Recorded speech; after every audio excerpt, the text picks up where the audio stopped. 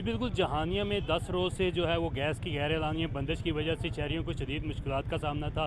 بچے جو ہیں وہ بھوکے اسکول کی طرف جا رہے تھے، اور جو خواتین ہیں ان کو وہ ناشتہ اور دوپہر کا کھانا بنانے میں شدید مشکلات کا سامنا تھا، جس کی وجہ سے شہری جو ہیں وہ تنگ آ گئے اور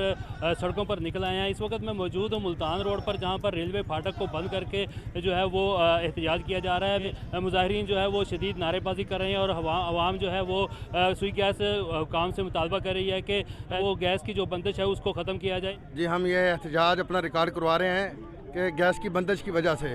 تو گیس ہمارے گھروں میں بالکل نہیں ہے۔ جلال آباد اور سیال آباد کی طرف سے بالکل گیس نہیں آ رہی، کہ نہ ہمارے گھروں میں لکڑی ہے نہ گیس ہے، ٹھیک ہے، لہٰذا مہربانی کریں ہمارے گھروں میں گیس آ جائے، ہم اپنا احتجاج یہ ختم کر دیں گے۔ میں آپ کو بتاتا چلوں کہ سیکیورٹی اداروں کی طرف سے جو ہے وہ مظاہرین سے مذاکرات جاری ہیں، لیکن ابھی تک جو مذاکرات ہیں وہ ناکام نظر آ رہے ہیں، جس کی وجہ سے شہریوں کو